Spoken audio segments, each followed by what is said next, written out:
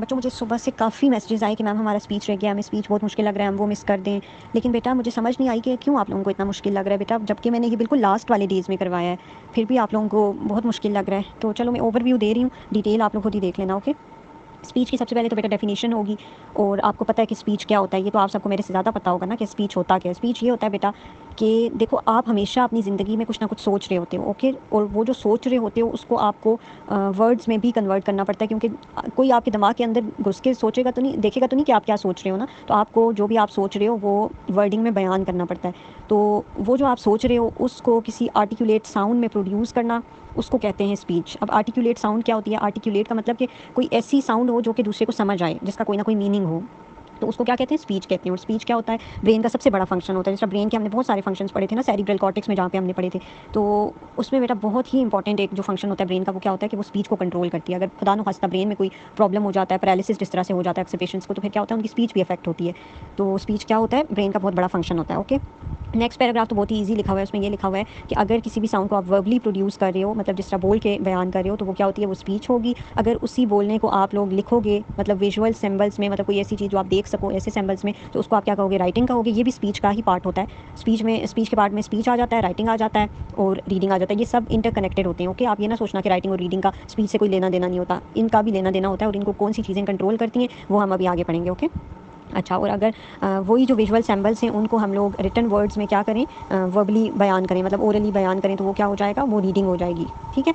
ये तो समझ आ गई ना। उसके बाद आता है जी मैकेनिज्म ऑफ स्पीच। ये भी बहुत ही आसान बातें, इसमें दो चीज़ें आती हैं बेटा। मैकेनिज्म ऑफ स्पीच में दो अपरेटस हैं, एक है सेंट्रल स्पीच अपरेटस और एक है पेरिफेरल स्पीच अपरेटस। नाम से जाहिर है कि जो सेंट्रल होगा वो कौन कंट्रोल कर रहा होगा? सेंट्रल नर्वस सिस्टम में जो आपके कुछ एरियाज़ हैं ब्रेन के, वो कंट्रोल कर रहे होंगे। वो जो स्पीच को कंट्रोल करेंगे वो सारा अपरेटस किस में आएगा? सेंट्रल स्पीच में। इसमें कौन कौन से रीजन्स हैं? कॉर्टिकल रीजन है, जो मतलब आपका ब्रेन का कॉर्टेक्स होता है ना सेरिब्रल हेमिस्फीयर्स में, वो, और उसके अलावा जो सब कॉर्टिकल सेंटर्स होते हैं जो कॉर्टेक्स के नीचे होते हैं। सब का क्या मीनिंग होता है? बीनीथ होता है ना। तो कॉर्टिकल और सब कॉर्टिकल सेंटर्स जो होते हैं वो जब स्पीच को कंट्रोल करते हैं तो वो किस में आता है? सेंट्रल स्पीच अपरेटस में आता है।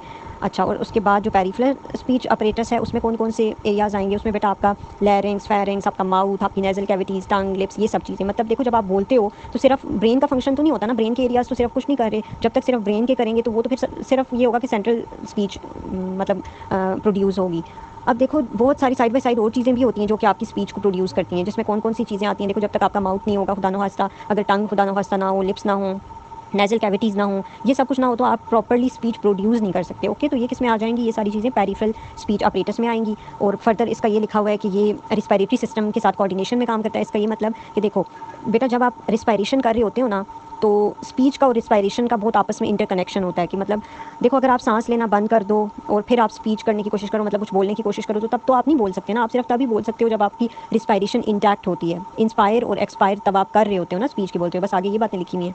उसके बाद सबसे इंपॉर्टेंट टॉपिक है स्पीच का कि नर्वस कंट्रोल, कि स्पीच किस तरह से कंट्रोल की जाती है। अच्छा, इसमें बेटा ज़िक्र होगा जी किसका? डोमिनेंट हेमिस्फेयर का ज़िक्र होगा। बेटा ये मैंने क्लास में एक बड़ी इंपॉर्टेंट बात ही बतानी थी, लेकिन ये कहीं मिस हो गई मेरे से। अच्छा बेटा देखो आपके ना, आपकी जो ह्यूमन बॉडी होती है, ओके, उसमें दो सेरिब्रल हेमिस्फेयर्स होते हैं ब्रेन में, ये तो आप सबको पता है ना। एक राइट होता है, एक लेफ्ट होता है। अब देखो बेटा होता इस तरह से है कि आपका ना कोई एक जो हेमिस्फेयर होता है वो डोमिनेंट होता है, मतलब वो दूसरे पे ज़्यादा क्या शो करता है? अपनी डोमिनेंसी शो करता है। अब होता इस तरह से है कि आप अगर अपने ज़्यादा काम राइट हैंड से करते हो ना, मतलब अगर आप लिखते भी राइट हैंड से हो, खेलते भी राइट हैंड से हो, खाते भी राइट हैंड से हो, तो दैट मीन्स कि आपका जो लेफ्ट सेरिब्रल हेमिस्फेयर है ना, वो क्या है? वो डोमिनेंट है, ओके। और ज़्यादातर जो वर्ल्ड की पॉपुलेशन है, जिस तरह 95% जो पॉपुलेशन होती है ना बेटा, वो क्या होती है? उनका जो लेफ्ट हेमिस्फेयर होता है ना, लेफ्ट सेरिब्रल हेमिस्फेयर, वो क्या होता है? डोमिनेंट होता है। तो इसमें यही बात कही जा रही है कि जो डोमिनेंट हेमिस्फेयर होता है ना, वहाँ से स्पीच जो है वो कंट्रोल होती है। इसमें सबसे पहली बात आपने ये याद रखनी है।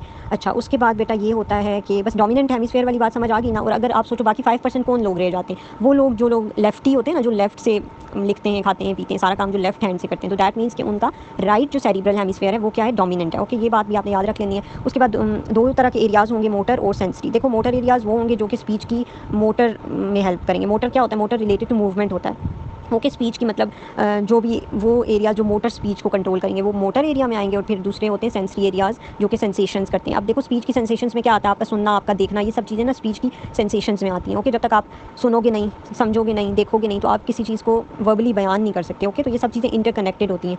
अच्छा, अब मोटर एरियाज़ में ये है बेटा सबसे इंपॉर्टेंट एरिया है ब्रोकाज एरिया। ब्रोकाज एरिया बेटा जो होता है ना, उसको स्पीच सेंटर भी कहते हैं। इसके बहुत सारे नाम होते हैं, एक इसका स्पीच सेंटर नाम है, दूसरा इसका कौन सा नाम है, लोअर फ्रंटल एरिया, जो हमारा फ्रंटल लोब होता है ना उसके नीचे वाली साइड पे होता है, तो इसलिए इसको लोअर फ्रंटल एरिया भी बोलते हैं। और अब ये लिखा हुआ है कि ब्रोकल एरिया, क्या ब्रोका एरिया जो है वो क्या कंट्रोल करता है, तो वो कंट्रोल करता है जो हमने अभी ऊपर पढ़े थे ना कि पेरिफेरल स्ट्रक्चर्स होते हैं, जैसे टंग, लिप्स वगैरह होगी, तो उन सब को कंट्रोल कौन करता है, जो आपकी ब्रेन में ब्रोकाज एरिया होता है ना वो कंट्रोल करता है। ओके, ये आ गया मोटर एरिया 1। अब 2 कौन सा है, अपर फ्रंटल मोटर एरिया। अब बेटा अपर में क्या आएगा, मतलब ये फ्रंटल लोब के थोड़ा ऊपर वाली साइड पे होगा, ये आप डायग्राम्स में देख लेना कि कहाँ पे हैं ये एरियाज।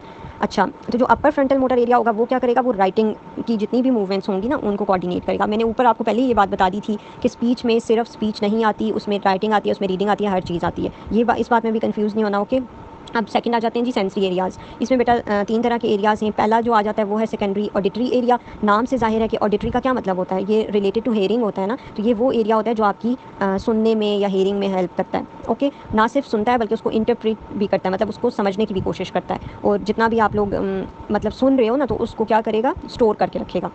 ओके, दूसरा है सेकेंडरी विजुअल एरिया। नाम से जाहिर है कि ये क्या करेगा, ये आपकी देखने में हेल्प करेगा। कोई भी चीज़ अगर आप देख रहे हो, जिस तरह अभी अगर मैं मोबाइल को देख के आपको वॉइस नोट कर रही हूँ, तो दैट मीन्स कि मैं देख रही हूँ ना, तो ये एरिया कौन कंट्रोल कर रहा है, ब्रेन का सेकेंडरी विजुअल एरिया कंट्रोल कर रहा है। और ये क्या करेगा, जितनी भी हमारी देखने वाली सेंसेशंस हैं इनको ब्रेन में जाके इंटरप्रेट करेगा, इनको स्टोर करेगा, ये सारे इसके काम होते हैं। और थर्ड एरिया है सेंसरी में वर्निकीज एरिया। जो बेटा वर्निकीज एरिया होता है ना, इसकी ये इंपॉर्टेंट बात है कि ये टेम्पोरल लोब के अपर पार्ट में होता है। टेम्पोरल लोब कहाँ पे होता है, ये अब आपको मतलब फिंगर टिप्स पे ये बातें होनी चाहिए, ठीक है। पूरा नर्वस सिस्टम पढ़ लिया, अब ये तो पता होना चाहिए ना कि लोब्स कहाँ पे हैं, कौन से कहाँ पे, फ्रंटल कहाँ है, पैराइटल कहाँ है, टेम्पोरल कहाँ है, ऑक्सीपिटल कहाँ है, सबका पता होना चाहिए। ओके, अच्छा, उसके बाद है जी, ये क्या करता है, वर्निकीज एरिया का भी जो ज़्यादा काम होता है ना वो ऑडिटरी सेंसेशंस में ही होता है, जिस तरह सेकेंडरी ऑडिटरी एरिया का होता है। लेकिन ये इतना काम भी करता है कि जो जितनी भी आपने सुनना है कुछ और सुनने के बाद उसको स्टोर किया है ना अपनी ब्रेन में, तो उसको वो ये ब्रोकाज एरिया तक सेंड करता है। वर्निकीज एरिया का ये काम होता है। ओके, बस ये इसमें ये सब बातें थी नर्वस कंट्रोल में। नर्वस कंट्रोल में ही मुझे लगता है कि आप सब बच्चे कंफ्यूज हो रहे हो। इतना बेटा कंफ्यूज होने की जरूरत नहीं है, पहले आप डायग्राम में देख लो कि ये एरियाज हैं कहाँ पे, फिर आपको इंशाल्लाह ईजी लगेगा। उसके बाद बेटा थोड़ा सा आप ओवरव्यू देख लो डिसऑर्डर्स का, कि स्पीच के बहुत सारे डिसऑर्डर्स होते हैं, कौन कौन से होते हैं। एफेजिया के बारे में देख लो। एफेजिया बेटा ये होता है, ए का मतलब एब्सेंट, ठीक है, फेजिया मतलब स्पीच। एफेजिया का मतलब कि एब्सेंट स्पीच, मतलब कोई ऐसा पेशेंट जिसकी बिल्कुल ही स्पीच एब्सेंट है, जो बिल्कुल ही नहीं बोल पा रहा, और उसमें क्या है, लॉस ऑफ स्पीच है। और ये क्यों होता है, ब्रेन के डैमेज हो जाने की वजह से होता है। जिस तरह पैरालिसिस के अक्सर पेशेंट्स में होता है कि वो उनमें एफेजिया हो जाता है, वो सही से बोल नहीं सकते, तो ये होता है एफेजिया। अब डिसआर्थरिया में क्या होगा, इसमें ये होता है कि डिस्टर्ब्ड आर्टिकुलेशन होती है। आर्टिकुलेशन का ऊपर मैंने बता दिया था कि आप मतलब समझा नहीं पा रहे किसी को अपनी बात, तो ये होती है डिस्टर्ब्ड आर्टिकुलेशन। और ये इसमें अक्सर ये भी होता है कि आपके जो आर्टिकुलेशन में जो आपके मसल्स होते हैं ना बेटा, उनमें पैरालिसिस हो जाती है। तो उनमें पैरालिसिस होने की वजह से क्या होता है कि आप किसी को अपनी कोई बात समझा नहीं सकते। ये हो गया डिसआर्थरिया का। डिस्फोनिया में, डिस्फोनिया जो है ये बेटा वॉइस डिसऑर्डर होता है। इसमें आपकी वॉइस मतलब आवाज़ जो होती है ना वो कुछ अजीब सी हो जाती है, और ड्राई थ्रॉट हो जाता है, सोर थ्रॉट होता है, हॉर्सनेस होती है, पिच अजीब सी हो जाती है, तो ये सारा डिस्फोनिया में आ जाता है। और स्टैमरिंग जो है उसमें ये होता है बेटा कि आप मतलब कोई वर्ड बोल रहे हो या कोई सेंटेंस बोल रहे हो, लेकिन उसको गलती से आप बार बार रिपीट कर रहे हो, मतलब खुद इंटेंशनली नहीं रिपीट कर रहे, वो खुद ब खुद ही रिपीट हो रहा है, और आपको हेजिटेशंस हो रही हैं। जिस तरह हकलाने वाले आपने काफ़ी लोग देखे होंगे अपनी ज़िंदगी में, तो वो वाले जो लोग होते हैं ना इस कैटेगरी में आते हैं, ठीक है। अब बेटा अब तो आपको समझ आ जानी चाहिए, और अब ये मुश्किल लगना भी नहीं चाहिए। देखो ये मैंने लास्ट क्लास में दिया, फिर भी आप लोग इतना इसमें कन्फ्यूज़ हो रहे थे, तो अब देखो आप थोड़ी समझ आइए।